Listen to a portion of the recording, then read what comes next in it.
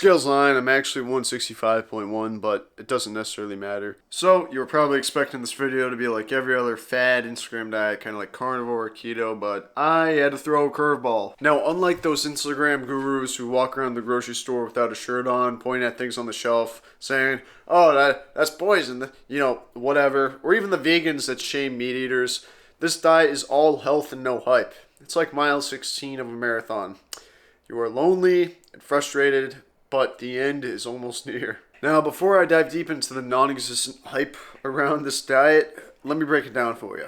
So, the autoimmune protocol, or the AIP diet, is exactly what it sounds like. It's a protocol. No, but seriously, no.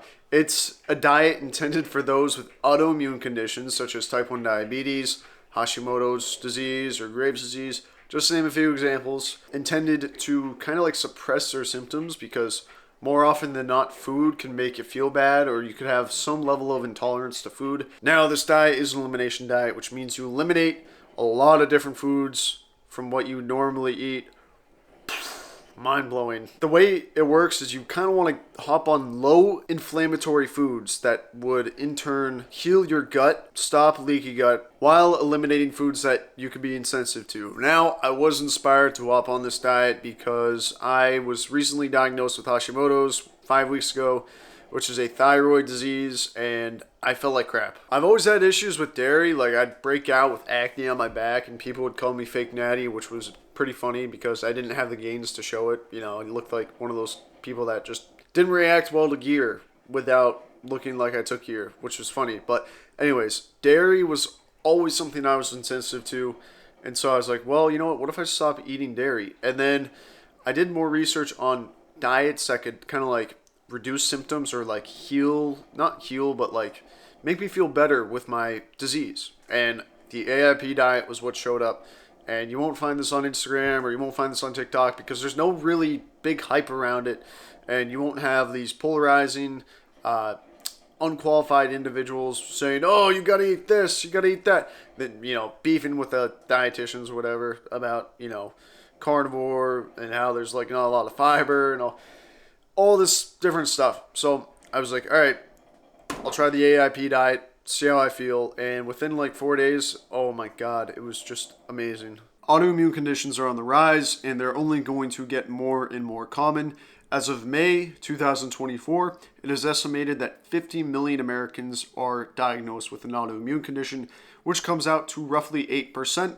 And of that 8%, 80% of those diagnosed are women. Now, the cause of these conditions are still relatively unknown, but it is said that genetics and predisposition plays a huge role. Now, I got inspired to start this diet after Michaela Peterson. She is Jordan Peterson's daughter, and she has been on a strict carnivore diet for a long, long time, where she is also a sufferer of these autoimmune conditions, and she said that going to a strict carnivore diet has helped ease her symptoms. Now, before you start these diets, I would definitely advise you talk to a medical professional because I'm not a professional, Michaela Peterson's not a professional, and they probably wouldn't even recommend these diets because of how strict they are and potential health outcomes. But from what I've seen on an anecdotal basis, everyone that has tried these diets without being advised by these professionals, such as myself, and everyone else who has gone, under the radar in regards to seeking this medical advice, has said really, really good things. But I would still recommend you talk to someone that has experience and has a professional expertise to tell you what you should be careful for. And I'm not gonna lie, the first week was kind of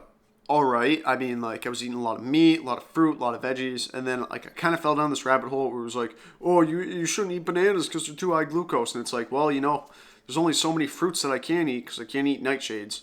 And that's another thing, by the way. The foods that you can eat on the AIP diet, it is so strict.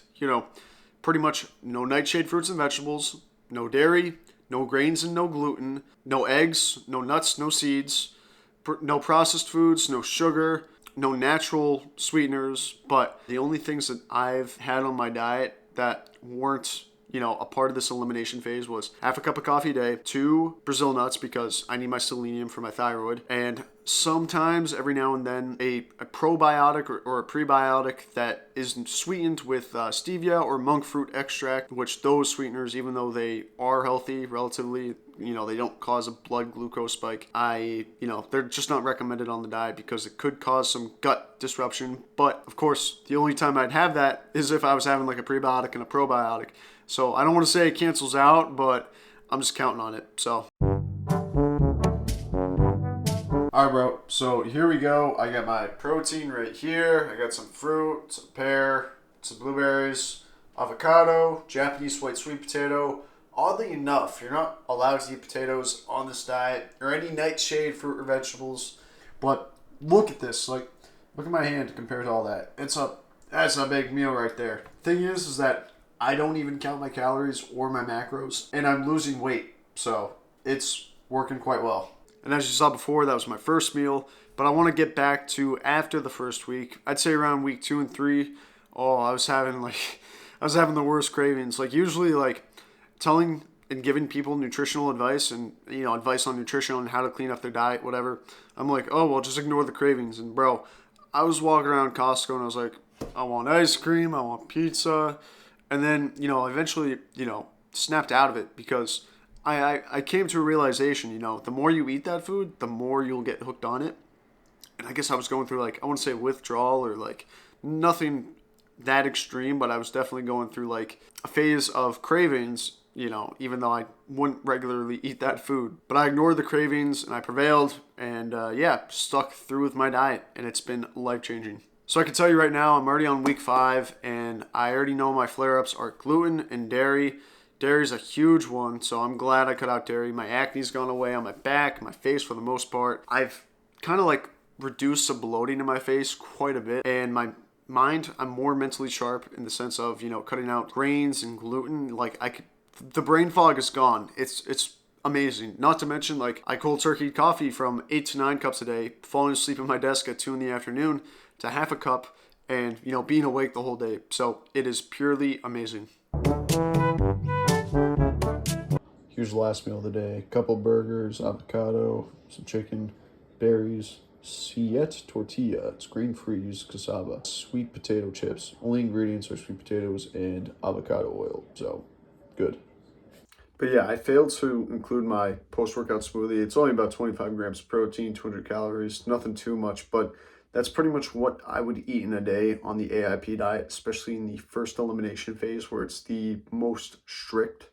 Now, for the first week, I definitely just recommend cutting out, obviously, everything that you can't have, like coffee. I definitely recommend trying an elimination diet because I didn't know that I felt like crap until I cut it all out, which was surprising to me. Listen to the professionals first, but I would strongly advise you to maybe switch to paleo or something that is very, very strict where no processed foods, no added sugars, nothing. Not even the diet foods like the protein bars or the 0-calorie energy drinks unless it's sweetened with stevia. And I think I saw something on the market that was sweetened with honey, so that was pretty cool. Hopefully that comes up in the future, even more mainstream, to say the least. So anyways, with that being said, I wasn't really happy with the quality of the content in this video, but I'm just going to put it out there. And I hope someone struggling has learned from this and actually utilizes the information coming forward. But with that being said, thank you for your time. I appreciate it. So stay healthy, eat like your ancestors, and have a nice night.